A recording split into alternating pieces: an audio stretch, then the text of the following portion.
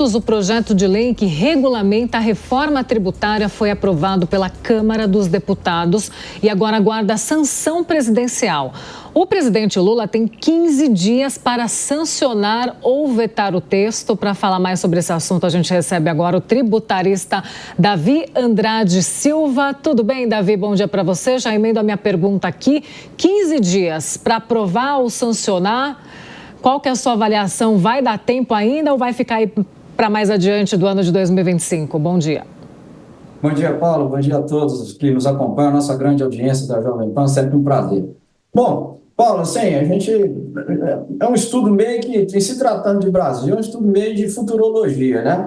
Eu acredito que grande parte do projeto de lei que foi aprovado pelo Congresso não seja vetado pelo presidente Lula, seja efetivamente sancionado. Só uma coisa ou outra, né, algumas questões que foram modificadas nessa discussão da Câmara para o Senado, mas me parece que a estrutura, né, os pilares dessa reforma tributária serão, de fato, sancionados, até porque há uma urgência, né, dada pelo governo federal e pela própria emenda constitucional que tratou da reforma tributária, para aprovação, tanto desse PLP 68, né, que trata do tributo em si, né, do IVA dual, né, o IBS, que é a junção do ICMS e do ISS municipal, e do CBS, que é a junção do PIS e da COFINS no plano federal, né? Há uma urgência nisso, porque há até um cronograma para essa transição.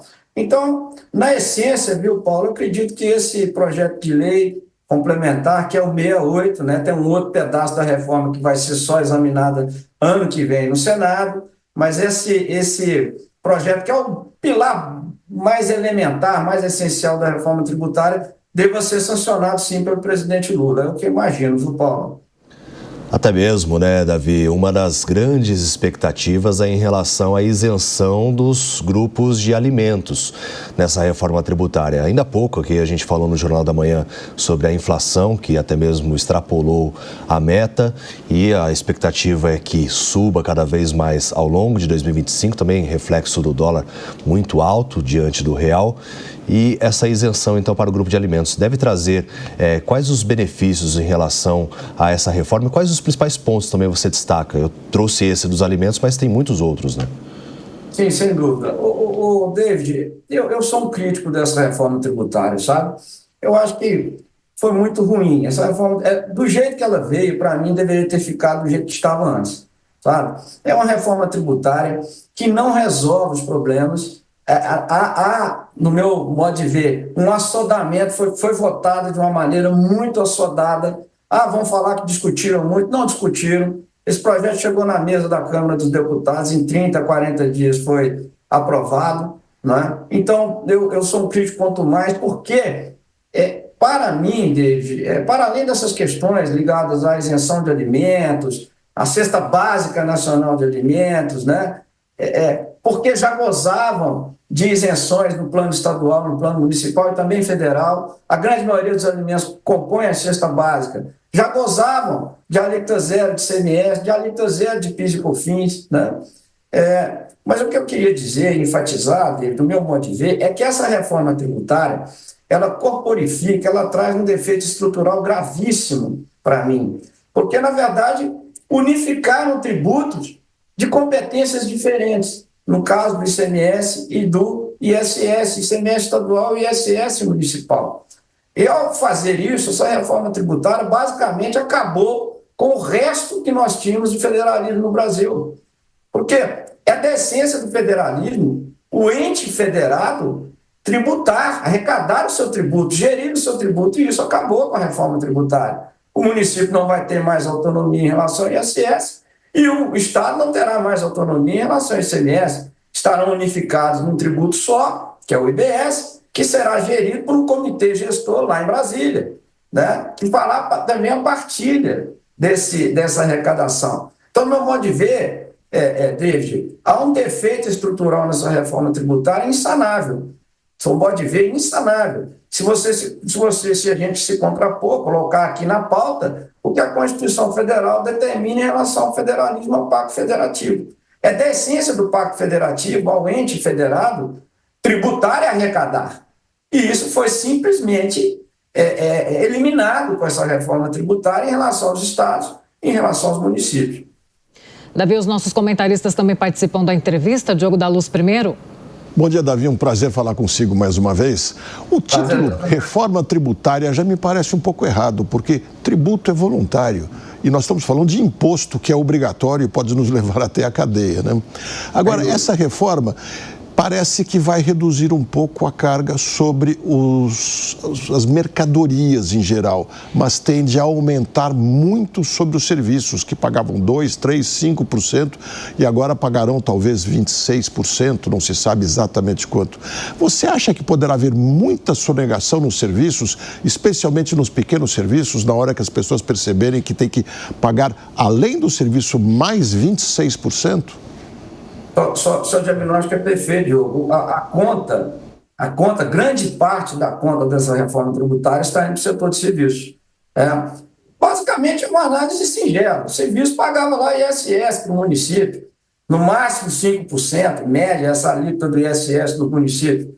Vai passar a pagar agregadamente o ICMS, na junção dos dois. Então, a grande conta dessa reforma tributária, de fato, está na alçada do serviço. E aí o efeito é um só. Ou as empresas vão quebrar, né, e, portanto, empregos serão eliminados, a economia vai ruir, de certa forma, na ponta de serviço, ou vai haver sonegação para a sobrevivência do negócio.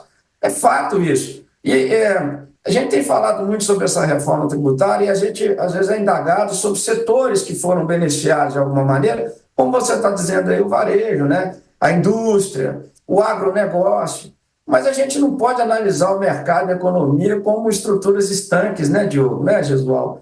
É um organismo só, né? A indústria depende do serviço, o agro depende do serviço, né? E esse serviço vai ser onerado, substancialmente onerado, né? Então, volto a dizer, para mim, no combinado, no total, essa reforma tributária foi um desastre. Tem soluções que são viáveis por meio de serviços, como, por exemplo, a pulverização por drones, que tem sido bastante utilizada e é uma prestação de serviço para o agronegócio, por exemplo. Mas eu vou passar a palavra para o Gesualdo para que também possa conversar com você, Davi. Bom dia, Gesualdo. Davi, bom dia. Davi, do ponto de vista prático para o cidadão que nos ouve, para a nossa audiência, qual o ponto positivo dessa reforma para o cidadão? No que a reforma tributária diminui a tributação dele, facilita o consumo, e no que lhe prejudica? Gesualdo, sinceramente, eu acho que ainda vai rolar muita água debaixo dessa ponte, até a gente saber se de fato na ponta o cidadão vai ser de alguma maneira desonerado. Ponto positivo dessa reforma é a tributação por fora, né? Quando você adquirir um produto, o tributo estará destacado, fora do valor da mercadoria. Hoje o tributo é por dentro e traz uma série de complexidades em relação a isso, até para você saber exatamente qual que é a carga de tributos que você paga. Naquele item que você adquire, você não sabe hoje. Então esse é um ponto positivo. Talvez o único, no meu modo de ver, que é a transparência em relação à alíquota final daquele que consome, que no final das contas é quem paga o tributo, somos nós, né, gente? A gente está consumindo lá na ponta, quem paga a conta da cadeia inteira é o consumidor final. Então a gente precisa saber, primeiro, qual vai ser essa alíquota. Até agora todo mundo fala de alíquota 27, 28, 28,5, projeções. Essa sistemática da fixação da alíquota é um terror, é um negócio assim, nem Einstein acho que consegue identificar como é que essa alíquota vai ser fixada, mas enfim, estão falando de 28%, mas aí tem uma trava de 26,5%. Quer dizer, a gente não sabe, e nós estamos falando apenas dos tributos sobre consumo, né?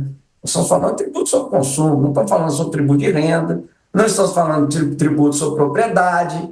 Essa é uma reforma tributária que ataca os tributos sobre consumo. Nós temos hoje no Brasil algo em torno de 93 tributos, entre taxas, contribuições de melhoria. É um cipoal de tributos aí, e essa reforma mexe basicamente com 6. Então, o universo aí de tributos que incidem sobre renda, incidem sobre propriedade, né? Incidem sobre herança e por aí vai, esses estão tocados. Tem muita água para rolar ainda. Nós conversamos com Davi Andrade Silva sobre a reforma tributária que vai agora para a sanção ou para o veto do presidente Lula. Davi, muito obrigada pela sua participação aqui no Jornal da Manhã de hoje. Eu que agradeço e um ótimo ano novo para todos nós, com muita fé e esperança renovadas, né? Para você também.